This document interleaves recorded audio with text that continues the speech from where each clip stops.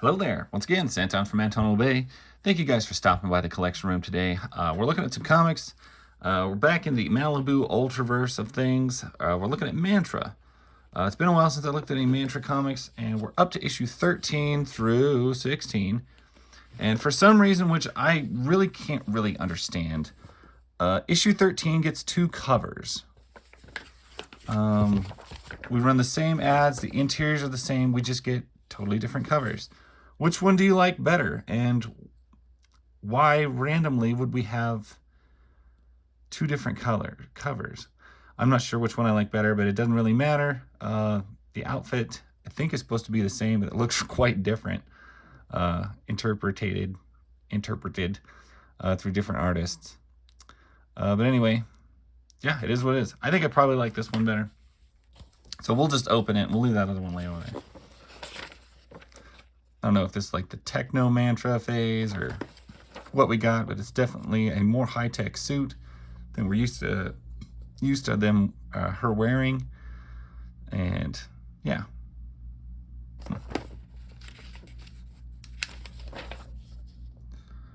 Mantra is one of the weird books from Ultraverse.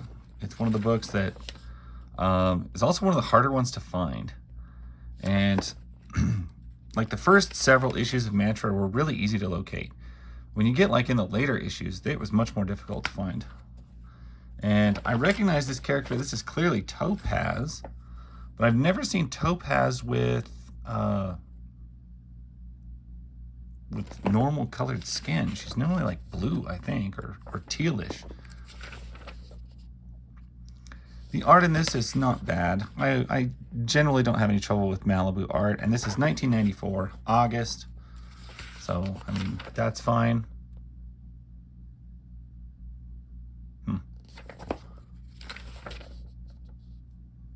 Page layouts are pretty decent. I hate it when they do plaid colorings like that. That's always a little bit weird. And it's been a long time, and I don't think I've ever fully read the Mantra series.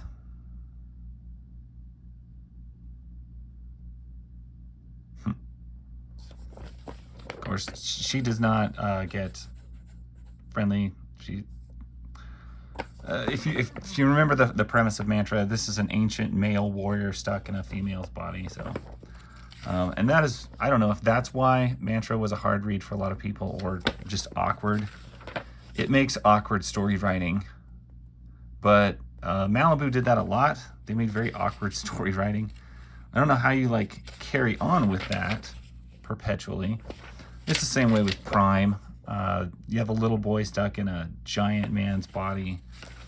So there's obviously some like awkward scenarios that arise from that. Wow, my comics keep dropping out little papers. And I don't know if that's more of like the design or the feature. I think it was just kind of a way to make interesting. As much as everybody always wants to make it, well, it means this, I really don't think it does. When I look back at these, that is not the impression I get. They were just awkward stories. They weren't trying to push at least I don't think. Were they trying to push a weird agenda? I don't think so. I thought it was just, you know, to add to the fish out of water, character lost in time type mentality. Because I mean, not only is he stuck as a woman, he's stuck in a time period that's not anything familiar to him, and yeah, makes it a very difficult. I don't know how you pitched this and somebody said, yeah, let's make that comic, but Malibu did, because why not? Malibu would do that. You can never get over how good Malibu is in coloring. I love Malibu colors. I don't know if they had like a special deal going on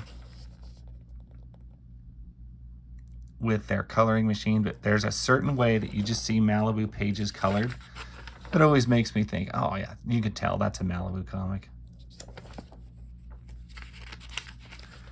So if you're into awkward, it's not just fish out of water, but just like awkward social situations in the midst of a good sword and sorcery / technological sci-fi book, Mantra might be for you. Might not be. There's a beheading. Definitely.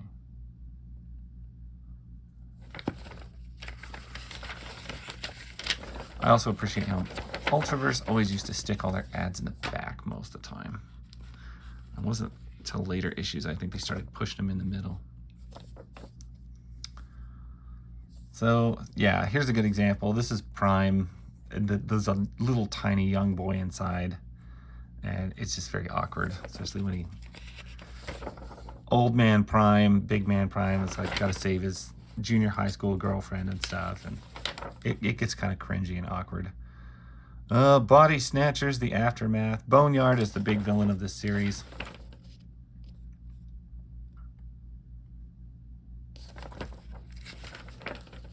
Good art style.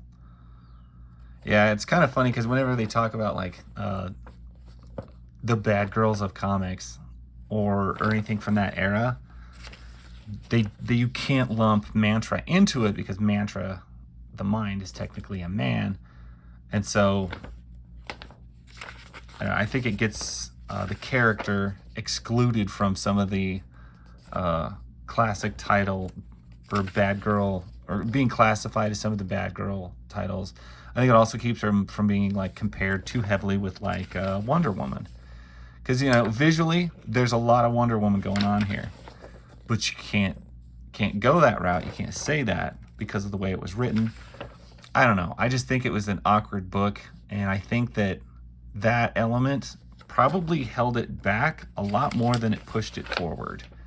Like I think this could have caught on a lot better with more readers if it hadn't been that, well, I have to describe it as this to you every single time. It's actually a man in a woman's body, and then it just gets to be a pain in. But I also think this is kind of an element that held Prime back too. Because you always have to, I mean, we're always supposed to associate, we're supposed to relate, because Prime is like a young boy, like would be reading this comic, only he's a hero. But the way they do Prime, it just makes it really cringy and awful, as opposed to like, I don't know, the way they do Spider-Man being a younger man in the earlier issues, and then being a hero. Or they do Billy Batson being a super-powered Captain Marvel when he's just a younger boy. Prime somehow manages to take that concept and make it really cringy and uncomfortable. And I think that the way they did that held Prime back from being what could have been a much more popular character. And I have to say the same with Mantra. I think Mantra could have been a much more popular character if they hadn't written it the way they did and made it as awkward to describe and pitch. That's just me. Maybe I'm wrong, because you know, I can't say that any Malibu title was that popular. I know they got a cartoon show for a while, and I would say out of all of the characters, Prime was probably one of the most popular characters from the Ultraverse. But I feel like